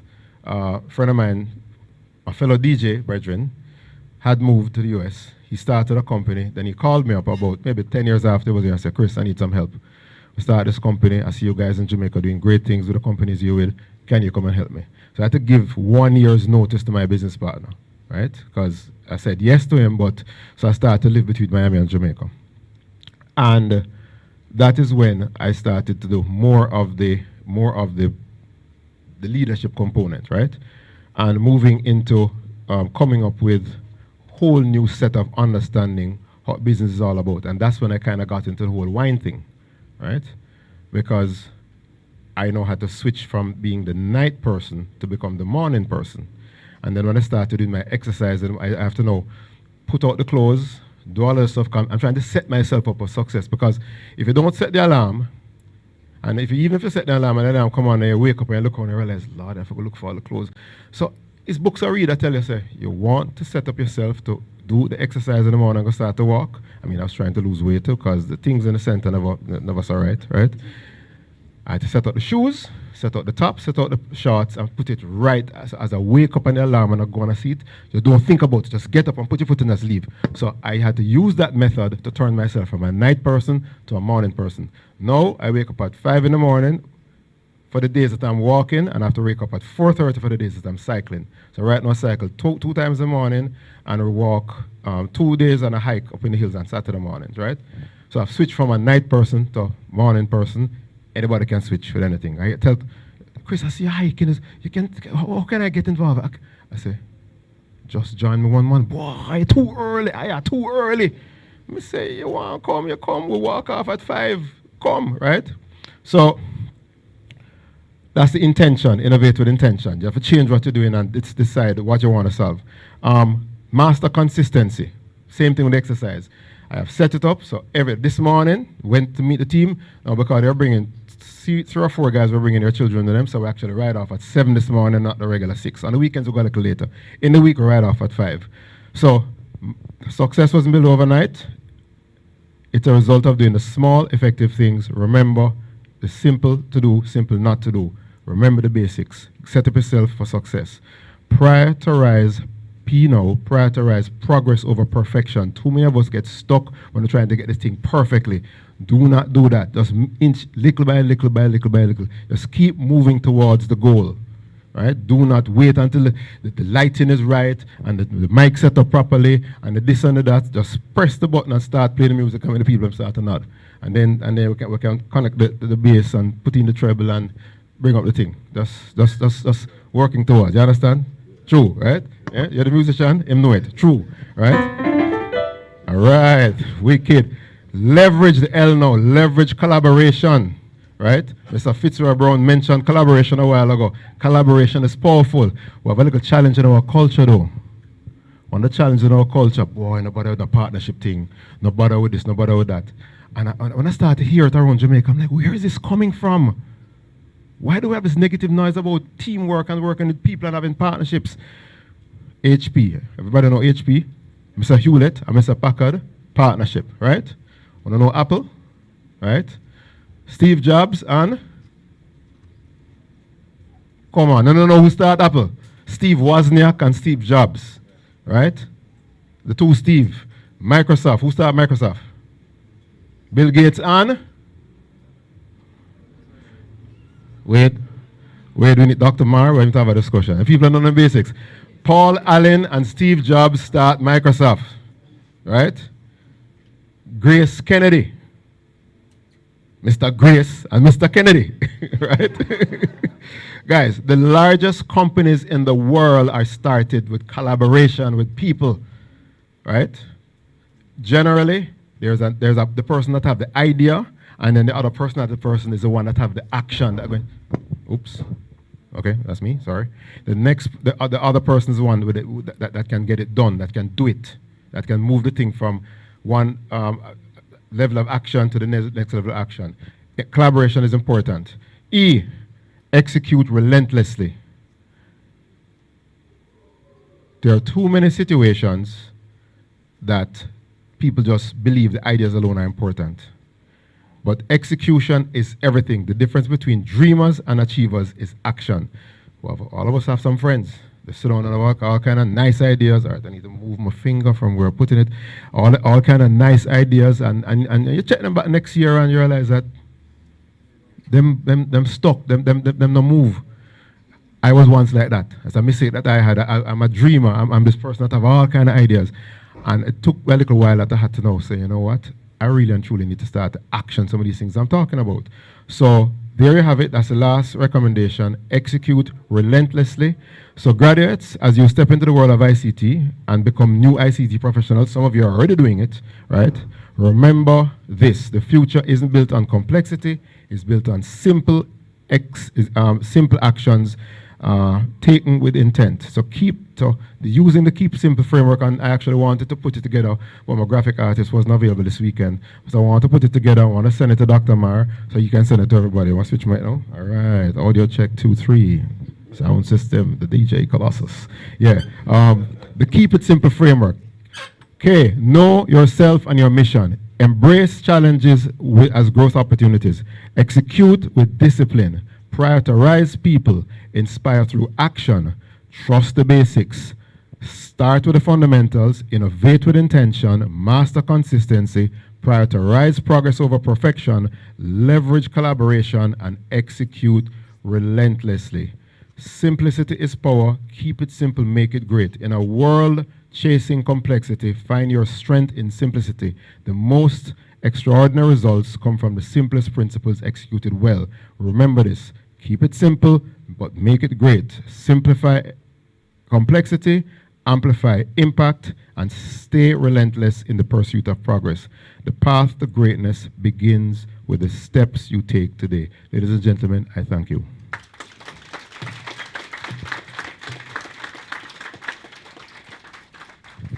No, man, don't stop, don't stop. And I can tell you, everything you said is true.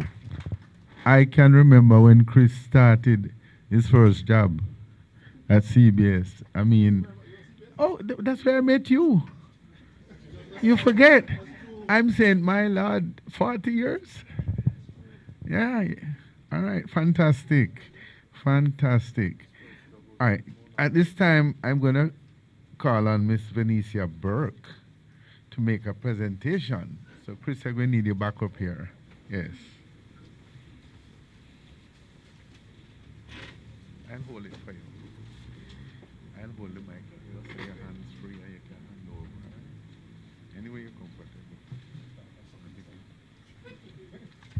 Good evening, ladies and gentlemen.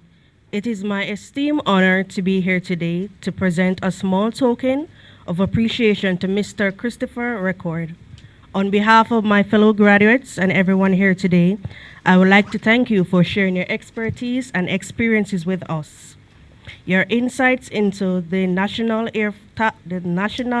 AI Task Force, ICT, education, and technology have opened our eyes to new opportunities, possibilities, and will be a source of inspiration to us as we open a new chapter of our lives as proud graduates of Vector Technology Institute, class of 2024.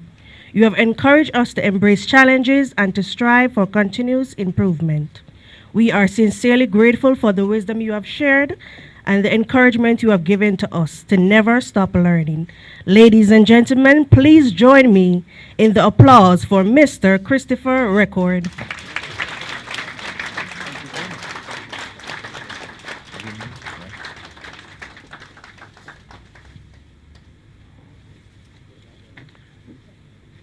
Yes.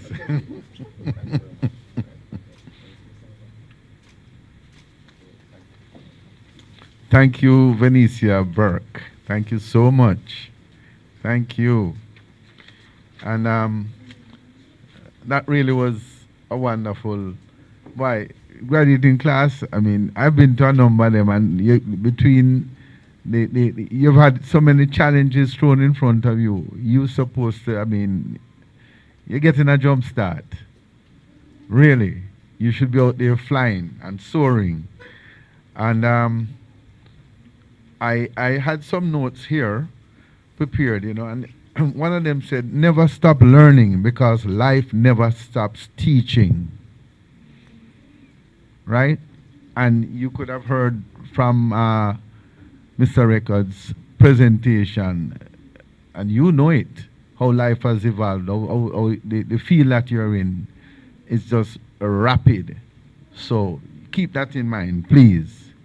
Okay, so now we come to that moment in time where we'll now present the graduates from several academic and technical programs with their awards. The Bachelor of Science in Information and Communication Technology, the Bachelor of Science in Technology Management, the Associate of Science in Computer Systems Technology, the Associate of Science in Software Programming, the Diploma in Computer Systems Technology, the Advanced Diploma for Cybersecurity Analyst Program, the Certificate in Computer Service Technician, and the Certificate in Computer Network Technicians.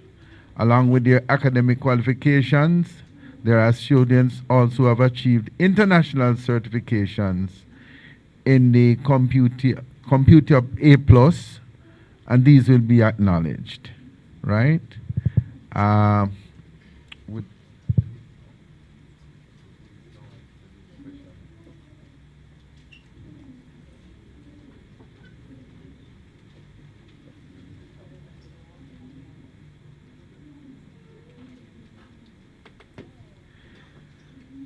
Okay. Order for receival of certificates. Let me just make sure that I have everything here correct. And please be ready to come forward once your name is called. You will come up quickly, but patiently wait while the certificates or diplomas are being presented, or degrees. You take a photograph, of course, with the president, and then you'll be duly instructed thereafter. Mr. Photographer, you ready? Because you know this is everyone's moment in the sun. Okay. For certificates,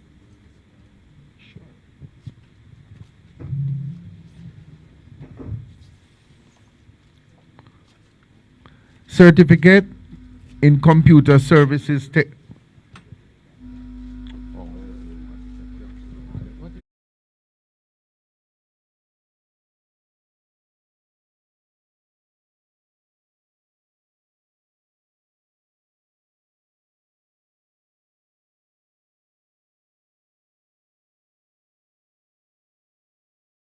Yeah. Yeah, man. When them.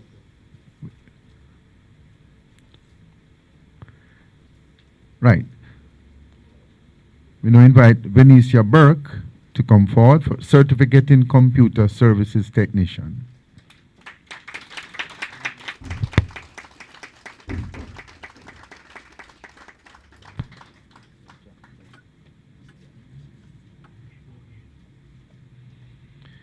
Certificate in Computer Network Technician, Peter Gay Cargill's.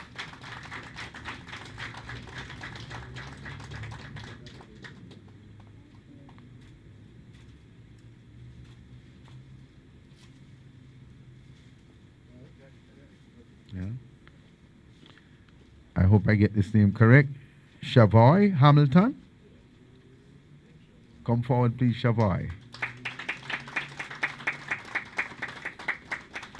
And he's also receiving a certificate in as a computer network technician.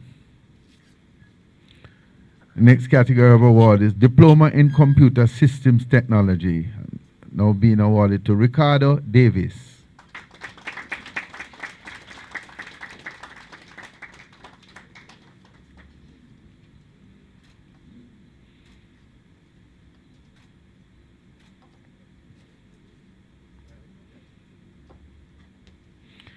The next set of certifications go to for Associate of Science in Software Programming, ASSP. John Ross Bailey.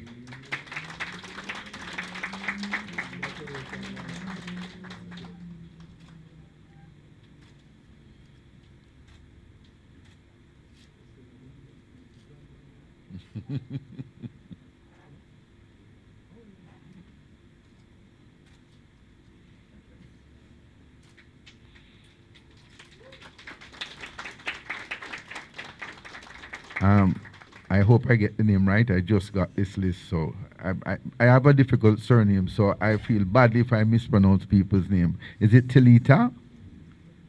Telita Mitchell, come forward, please.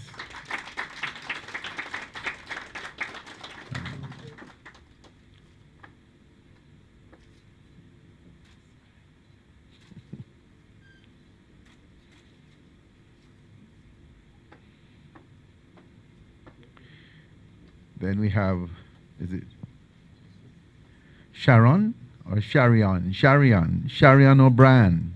Come forward, please.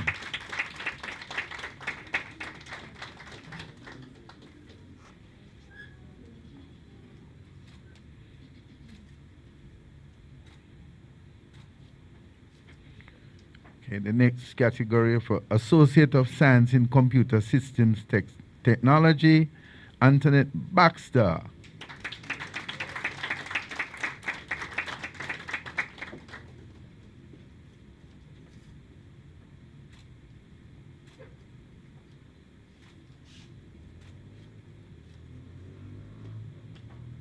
Congratulations. Kamar Carpenter.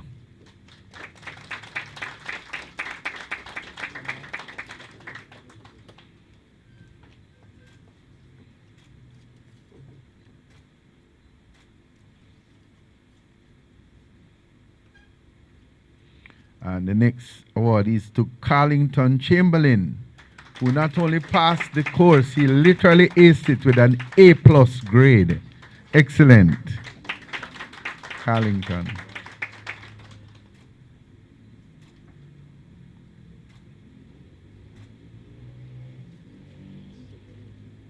Yes. Ashwana Watson.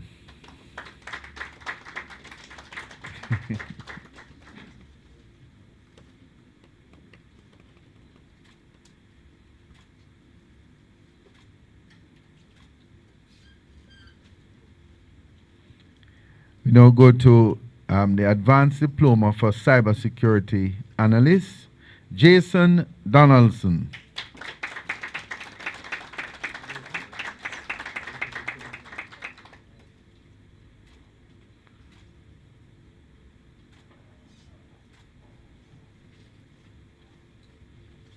We now move to the recipients, the graduates who will be getting their Bachelors of Science in Technology Management, Fitzroy Damian Black.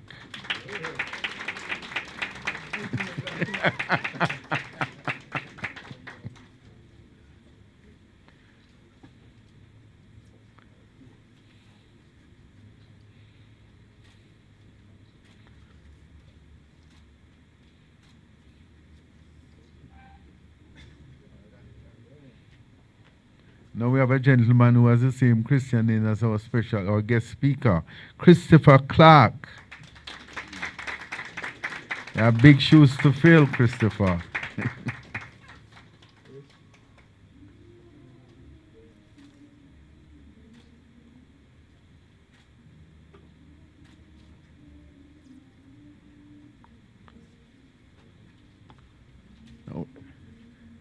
Next graduate is Jonathan Leng.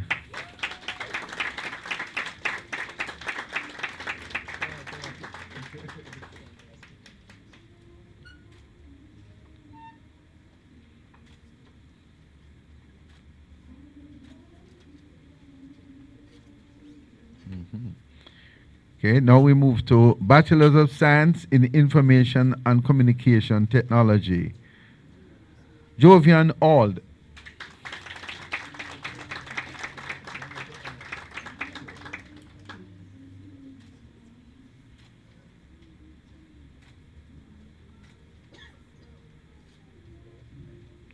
Yes. Roger Beckford. And Roger, again, he has A+. A+, wonderful, outstanding.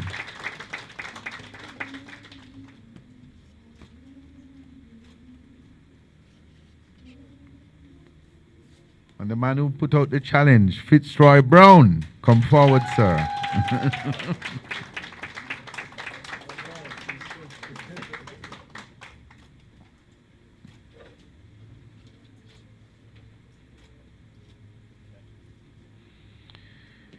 Another A+, Marlon Brown.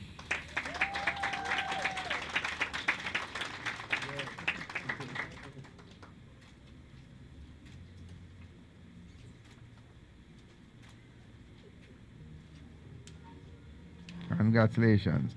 Christopher Evans.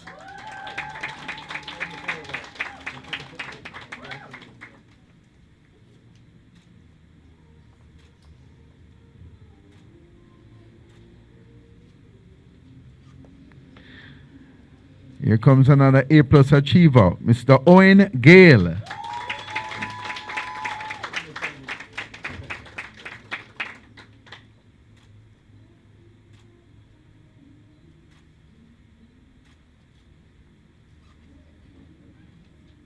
And yet another A+ achiever, Oscar Carr.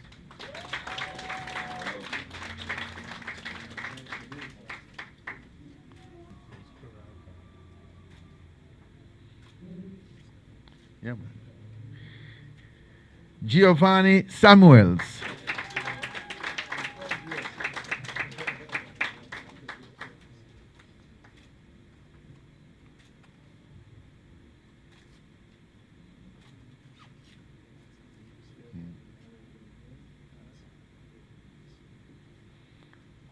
I see a name here, Mr. Travis Smykel. That's Travis Smykel, the athlete. Oh, not that one. Okay, but yet an achiever, still an achiever. Wonderful, Travis.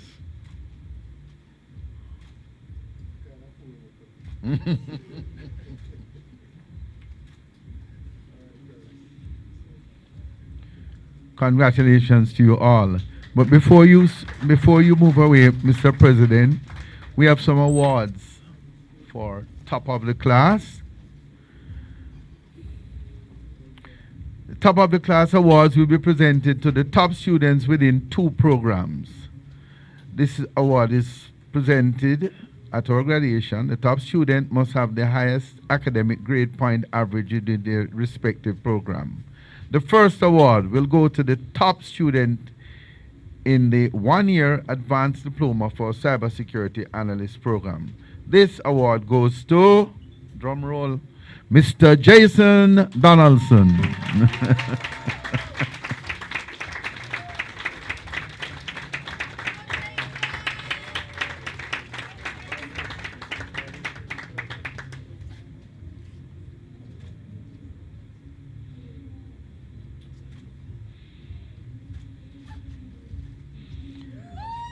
Wonderful, wonderful. Congratulations, Jason. The second top student award for the Bachelor of Science in Information and Communication Technology program goes to Mr. Fitzroy Brown.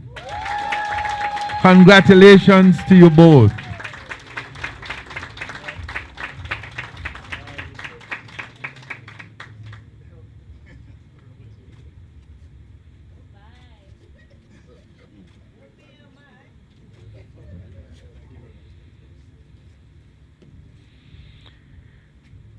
Our lecturers and members of our faculty take their role seriously. Their dedication to the Institute and their enthusiasm to impart knowledge to our students have become a hallmark of our success. Lecturers are here today to show their support. Lecturers are here today to show their support of you, our graduates. We wish to thank them for their unwavering support, as some have been with Vector for many years. I certainly can attest to that. I see some faces that are perennial. As we call the names of our faculty who have blessed us with their presence this year, we ask each faculty member to stand so that we may acknowledge you, as a show of our appreciation.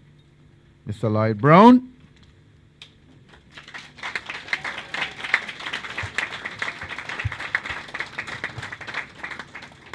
Mr. Gary Campbell.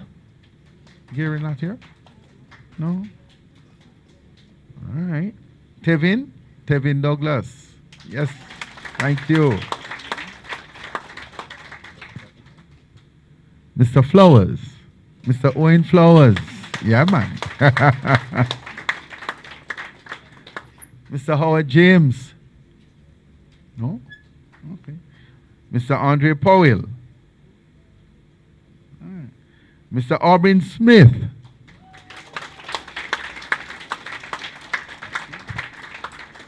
And Feliciana Thorpe. Yes.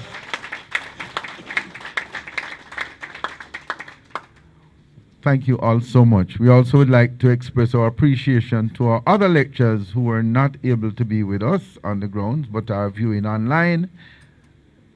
And the names are duly listed elsewhere.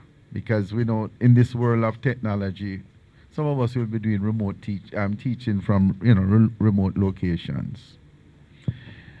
Again, we have an Outstanding Lecturers Award.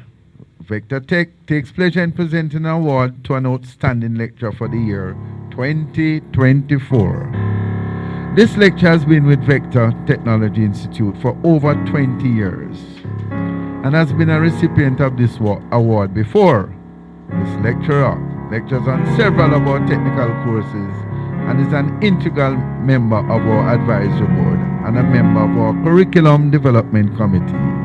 Ladies and gentlemen, please welcome Vector Technology Institute's outstanding lecturer for the year of 2024, Mr. Lloyd Brown. And he's not here? Oh, come on up. Come on up.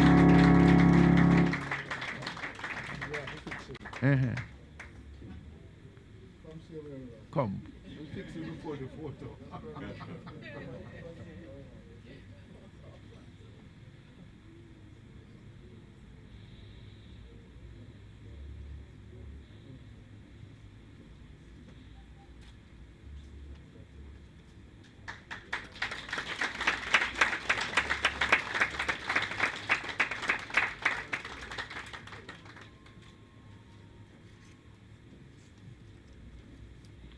Again, thank you to our staff and, congratulations, Mr. Brown. I mean, when you have an excellent team, it's always very, very, very difficult to pick who is the best. Because, we are human. Probably 2023 was a rough one for someone else. So it changes. But all in all, excellent. We could get nowhere without you all. Acknowledgement of our advisory board. We would like to acknowledge a few members of our advisory board who are here today to be part of our celebration. And when we do, could you just stand? Dr. Manifa Hewling. Not here. Mrs. Tricia McLean Rowe. Yes. And Mrs. K. Wilson Kelly. Only Mrs. McLean Rowe is here, but we'll certainly speak to them directly to convey our appreciation and acknowledgement. Could you please just give them all a round of applause? Because they're probably watching on board. Our advisory board consists of a cross-section of experts in the field of information technology, Along with some of our senior lecturers, they make up the membership of the various technical advisory boards. And these members provide critical advice to the curriculum development committees on technological advances and the critical needs of industry, thus maintaining the relevance of our programs. Thank you all very much for your support. Now we'll have the conferral of diplomas and degrees by Dr. Wade Marr. He's already here.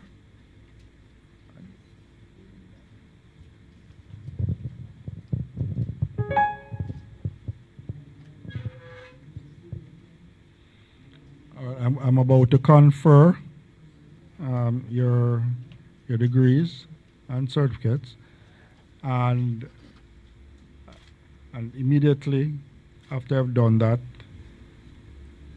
I'm going to ask you to stand first of all, and then after that, then Mrs. Bruce will continue for the tassel ceremony. All right, so just please stand.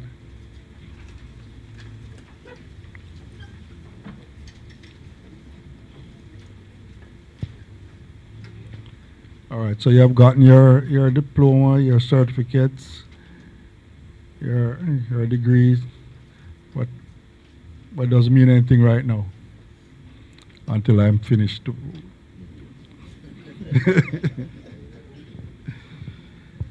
By virtue of the authority vested by the University Council of Jamaica in the Board of Governors of Vector Technology Institute, I now confer upon you the respective diploma and degree for which all requirements as specified by the Institute have been satisfied, with all the rights, privileges, responsibilities, and obligations pertaining thereunto. So you're now legal. Thank you. Now, the turning of the tassel is steeped in English tradition, dating back to medieval times. Academic institutions have continued the tradition by turning the tassel from the right to the left side of the motorboard, signifying the successful completion of an academic program and marking the beginning of a new journey. So graduates, on the count of 3, please turn your tassels from the right to the left side of the mortarboard. So place your hand on the tassel, and after 3, you turn. 1, 2, 3. Congratulations, graduating class of 2024. Congratulations.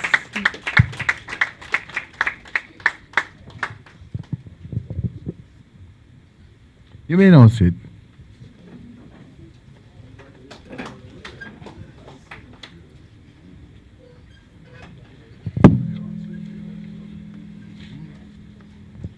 Just 1 second, please. Let me shuffle some of these papers.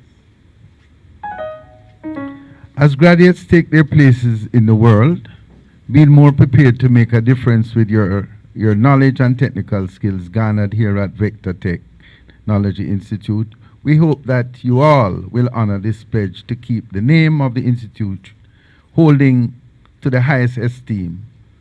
At this time, I'll call upon Mr. Jonathan Leng, a graduate of the Bachelor of Science in Technology Management, to lead the class of 2024 through the pledge of the graduates.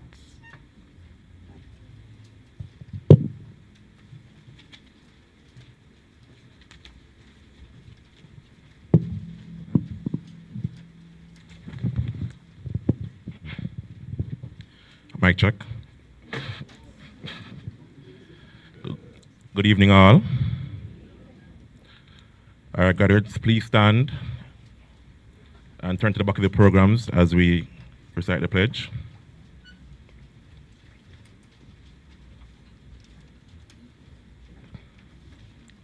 Ready? I pledge to honor the name of Vector Technology Institute from this day forward and to ensure, to the best of my ability, that a way is always paved for fellow graduates to pursue their careers in information and communication technology with pride and dignity, backed by the wisdom and confidence gained from within the walls of this noble institution.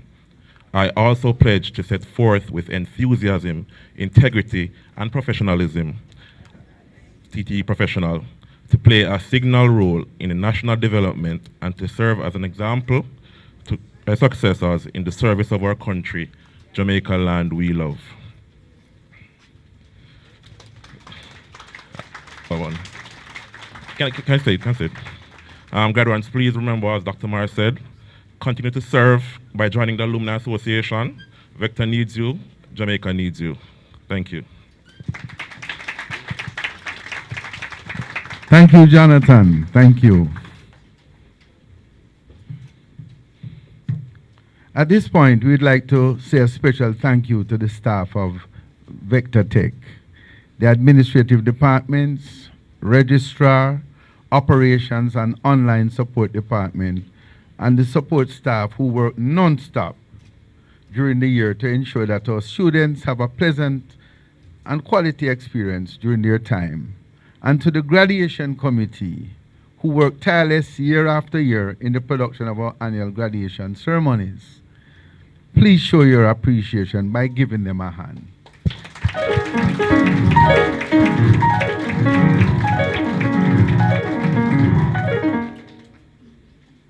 Rise and shine. Never allow fear to ruin your dreams.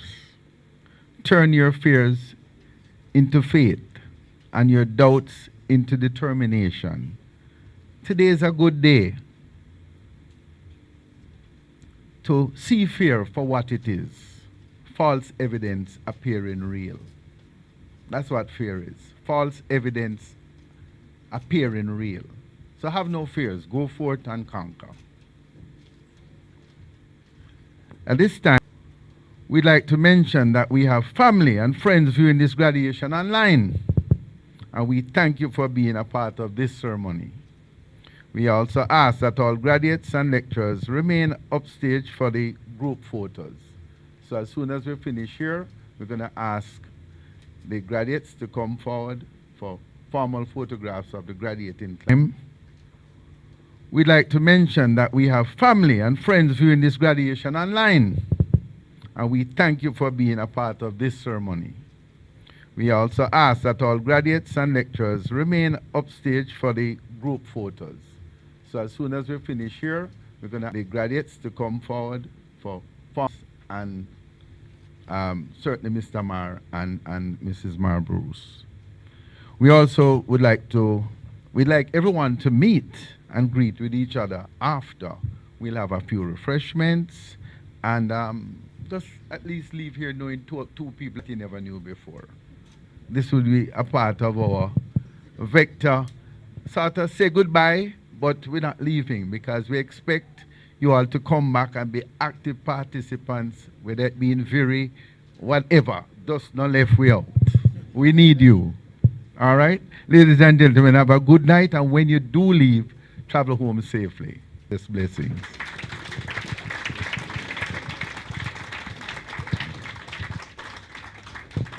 So if you could just come now, ladies and gentlemen.